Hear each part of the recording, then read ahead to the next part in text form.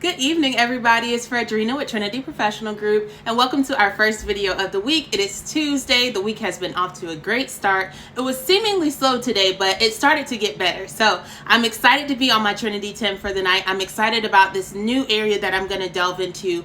As you know, on most of my other videos, I have been speaking about like your more infrastructure, your foundational things, like making sure your SOPs are in place and making sure that you have a set process for your warehouse or for your business, or how you gain clientele, or how you make your sales. You want a set process.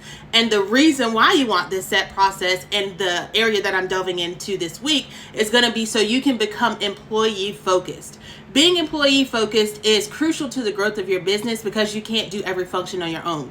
You can't make the sale, take in the invoice, send out the invoice, make sure the invoice is collected on. You can't ship all the products. You can't box all the products. You can't drive every truck, right? So there's so many moving pieces within your business, even if it's not product based, client based as well. Are you maintaining portfolios? Are you making sure you're sending emails in time? What's the status update on the project you're supposed to be doing, right? So there's so much back and forth that goes into business. There's so many things that you have to speak of in business. And in doing this, your people are planted in those certain areas of communication, or those certain areas of what we'll call for this video functionality. They're placed in these certain areas to help you streamline your infrastructure, to help you carry out each process that you've placed in your infrastructure, and to help you carry out your functionality as a company overall. So let's say you are in the I'm going to do services. So let's say you're in financial services, because I always do warehouse. It's just so much easier. So let's say you are in financial services and you have a team who you want to go out and acquire clients. You may want them to work for larger companies. You may want them to work for medium-sized companies, ones who are starting to get a certain amount of capital, and it needs to be managed differently than it was when they started out as an entrepreneur, right? So sometimes the people who started out with the entrepreneur kind of grow with them, but they can't handle that magnitude. They're not used to the magnitude of the growth or the finances, or making sure the ins and outs and the bottom line match up. So, you know, your said finance company or accounting firm may be the ones that they reach out to, right? So in services, the person who goes out and acquires the client typically works on that portfolio, right? You have met with them, you've talked with them, you've learned their business, you've learned why they do their books a certain way. You've gone over the books, you've seen where the capital comes in and where there may be a hemorrhage of money going out and things like that. So you kind of have become familiar, so you work that portfolio, right? But at the same time, you may have an assistant. Your assistant is the one who reaches out for extra receipts. Your assistant is the one who emails for them to send you some back taxes, or for them to go back into their archive and pull out something that, you know, is repeatedly coming out that they're unaware of, but it's also costing them money, right? So there are multiple people within any process, whether it's service-based or product-based companies. So for us, I really want you to make sure, and I'm so serious, you guys, while people are being laid off, yeah, I know Novo Nordisk, what's the other company? Google, some of the other big boys are laying people off, but y'all, it is still an employee market. I say it every video. I know people are like, oh my gosh, like it can't be an employee market. Look at how many hundreds of people they laid off. No, the thing is, while those big companies have plateaued, there are more companies growing, right? So you may not need me at Google, but this startup tech company who's seeking to sell to Microsoft is going to need me. They're going to need my expertise because I've worked at that level. They're going to need my expertise, and they may not even sell to Microsoft because of my expertise, right? So it is still an employees market. So you want to make sure that you're focused on your employees. And I'm going to kind of like grassroots it for now, just to kind of build on it so you can understand. This is definitely for medium to large size companies, because you guys are in a position to have employees. You're in a position to grow employees. You're in a position to promote employees, and you're in a position to revamp your infrastructure to make it employee focused, right? So you're at a sweet spot here. So for this video, I want to start with a quote for the most part of what it is I'm talking about. It's an African proverb. If you want to go fast, go alone. If you want to go far, go together. Or as a team, you want to go together to go far.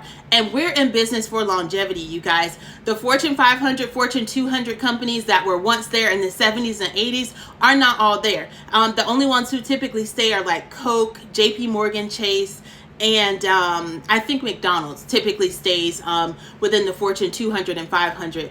But at the same time, so many things are shifting, so many things are changing. So you want to make sure you go far with your company. You want to see it grow. You want to see it passed down from generation to generation, hopefully. So in order to do this, you need to cultivate your employees. You need to grow your employees and get them beyond functionality, right? So we're going to explain what functionality is.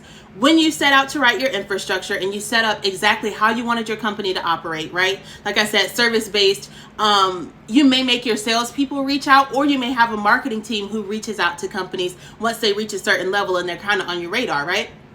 So with these different groups of people performing their functions, you can't make people stay within that function if they have something about them that stands out. If they have something about them that is just beyond their function, right? And just because they're beyond their function doesn't necessarily mean that they are needed in management. It doesn't necessarily mean that they're needed in a supervisory position, but what it does mean is that you need to cross-train them on other functions because it's going to be beneficial to your company. If they could do good in that one area that they learned, imagine the magnitude they could have if they go to another area, and also what efficiencies or inefficiencies they can pick up based on the knowledge they had in their previous role and moving to another, right? So just for me personally, I worked at a company and I initially started out in the routing department. I, set where the trucks were to go. I set how the route was supposed to flow. I worked with the drivers. I spoke with them every night to make sure that what I was looking at on the computer was actually matching what they would see in person. So those relationships were built there. Then I moved from that department and went to accounts receivable.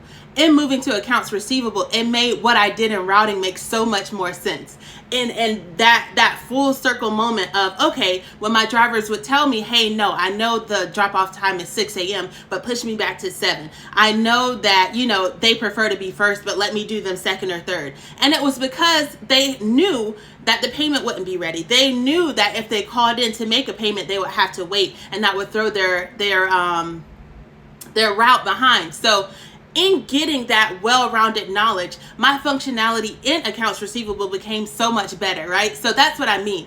If you have employees who are great in a particular function and they do an amazing job, may not be ready for supervisory or may not have your eye as a supervisor or a manager, but still allow them to cross-train, allow them to change their function and not remain in a monotonous position, because you could be losing out on someone who can help you tie it together. Even if they're not in management, you can have someone who kind of advises you on, hey, hey guys, I see that my numbers are down, or I see that our payments are down. Why are we not collecting? Or the routes are running behind. Why are we not, setting this one place up at their 6 a.m. window? You can have those people who are on both sides and well versed in multiple functions answer your questions, help you come up with new infrastructure, help you come up with new SOPs and ways to help you develop your company, help you grow your company, to just help you become better overall.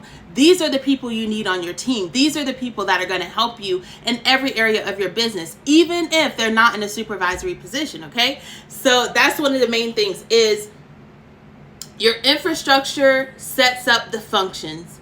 And then once you have people in those specific functions, that's how you begin to gain your KPIs, right? So when the people are in the function based on the infrastructure, you have SOPs that gives them instructions on what to do, how to carry out your business, how you want things to look, how you want them to sell, how you want them to sound, how you want them presented to your customers, right? Those are the people who are relying on your SOPs and detailed infrastructure because they need to perform their function. All right, you guys. So, of course, it is Fredrina with Trinity Professional Group.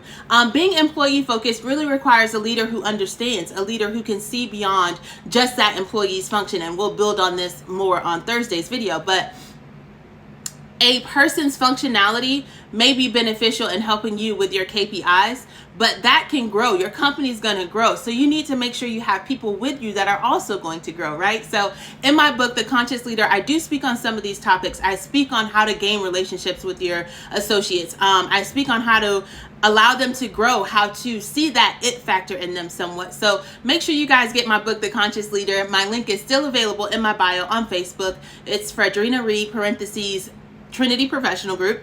And just make sure you go get that book. It's really insightful, and I will be hitting on a few more tips from my book on Thursday's video. Have a great night.